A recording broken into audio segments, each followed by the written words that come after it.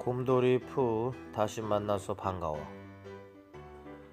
어린 시절 숲에서 혼자서 재미있게 놀던 주인공은 나이가 들어서 전쟁도 참여하고 오고 런던에서 가방 만드는 큰 회사의 중간 간부로서 꽤 잘 나가는 삶을 삽니다.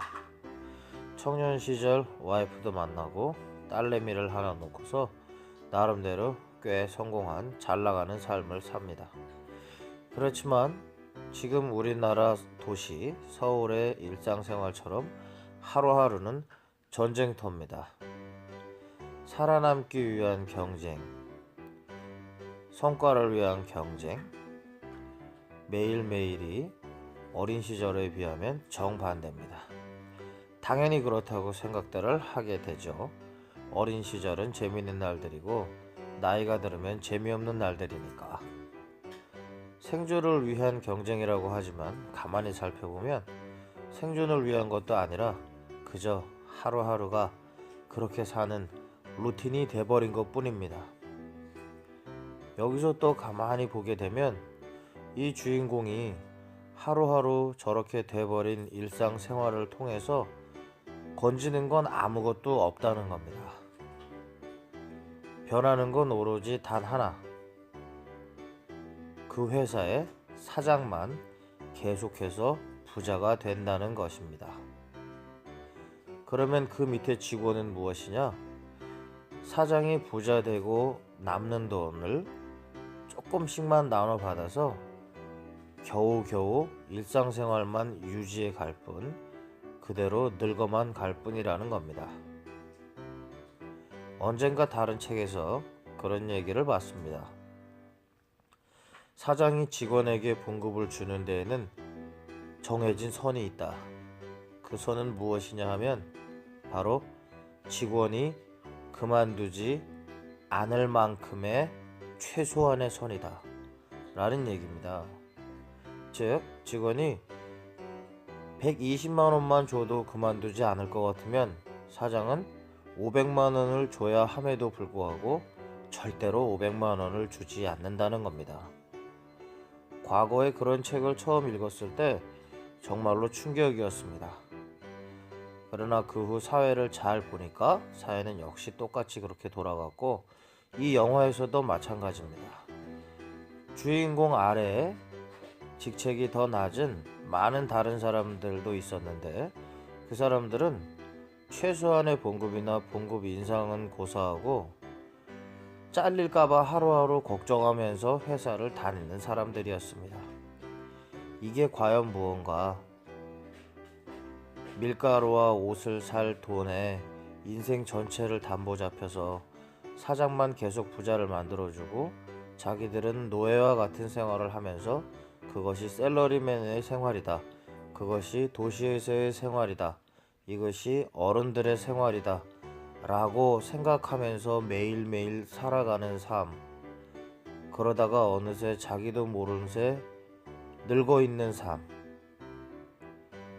100년이라고 하지만 어린 시절, 노약자 시절 빼면 50년 정도 되는 삶의 대부분을 당연한 것이라고 생각하면서 남 좋은 일 하면서 늙어가는 삶이 다시 만나서 반가워 곰돌이 푸 라는 영화에서 주인공과 주인공 주변의 사람들이 그대로 빠져 있습니다.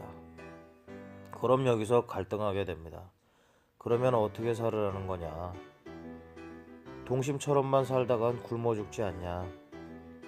동심처럼 살면 안 되지 않냐? 그런데 이 영화를 잘 보면 동심처럼 살아서 안 될 것은 하나도 없게 됩니다.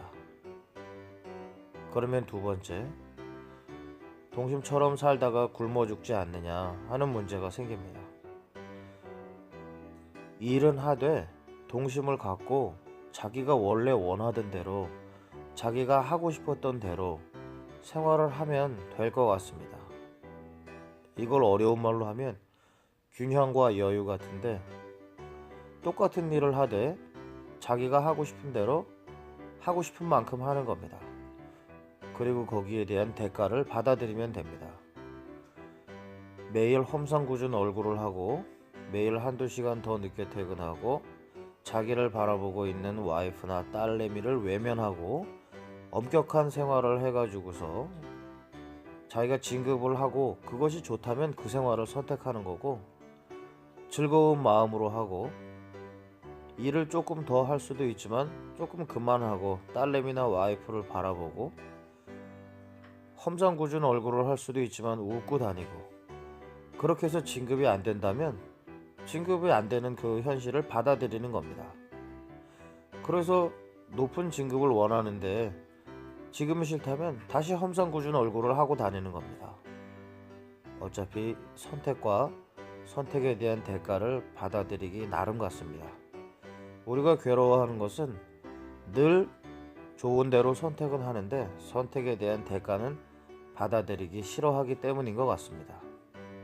학생들은 놀고 싶은데 시험이 끝나고 나면 점수가 낮았다는 결과를 받아들이기 싫은 거고, 어른들은 직장 가서 남의 지시 받기 싫은데 그렇게 했으면 봉급이 안 나온다는 결과를 받아들이기 싫어하는 것 같습니다. 아주 간단한 원리로 자기가 행동한 거에 대한 대가를 받아들이는 연습만 하면 굉장히 현실은 달라질 것 같습니다. 정이라도 놀고 싶으면 직장을 그만두면 됩니다. 남의 지시 받기 싫으면 자기가 자기 개인 사업을 하면 됩니다. 그러면 또 순간 머리에 같이 드는 생각은 개인 사업을 하다 보면 그 위험을 어떻게 감수하냐, 이런 생각이 든다는 것은 선택은 하고 싶은데 선택에 대한 책임은 지고 싶지 않다 하는 마음가짐 때문입니다. 막상 개인 사업도 자기가 책임지려는 마음만 갖고 시작해보면 직장생활처럼 매일매일 틀에 박힌 죽어가는 노예들처럼 그런 일상생활로 보여지는 게 싫다면 개인 사업도 해볼만 합니다. 직장생활이 동료들과 어울려서 사장이 만들어 놓은 틀 안에서 하루하루 늙어가는 것이 자기는 재미있다고 받아들이면 재미있게 즐기면 됩니다. 그래서 마음이 이미 파김치가 다 돼버린 주인공은 또 다른 자신, 곰돌이 푸를 만나게 됩니다. 자기 마음에 있던 어린 시절의 푸를 만나게 됩니다. 그래서 다시 웃음 띤 얼굴을 찾고 회사로 돌아와서 추진하던 일도 해답이 보여서 성공하지만 주인공은 그대로 다시 딸내미와 와이프의 손을 잡고 휴가를 낸다고 하고 그대로 나가버립니다. 저는 그 장면이 굉장히 멋있고 훌륭한 선택이라고 생각합니다. 회사에서 자기가 필요한 순간이라는 것은 가만히 생각해보면 정말 쓸모없는 순간입니다. 회사에서 자기를 필요로 한다는 건 딱 두 가지입니다. 첫 번째는 사장이 돈을 벌 수 있는 기회라는 뜻, 두 번째는 그 회사가 돌아가면서 사회가 유지될 수 있다는 뜻입니다. 그러면 이러한 선택에도 반드시 책임은 돌아옵니다.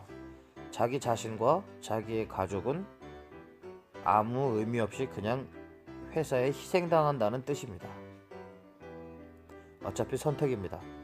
자신과 가족을 선택하고 회사에서 다른 대가를 받든지, 회사와 사회를 선택하고 개인과 가족이 그거에 대한 대가를 받든지.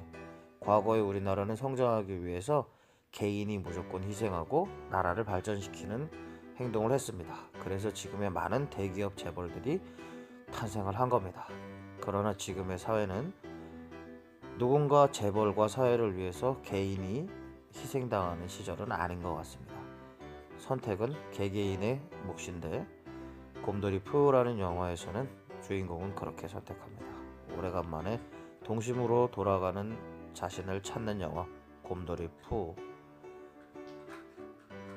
의미 감동 깊게 잘 봤습니다.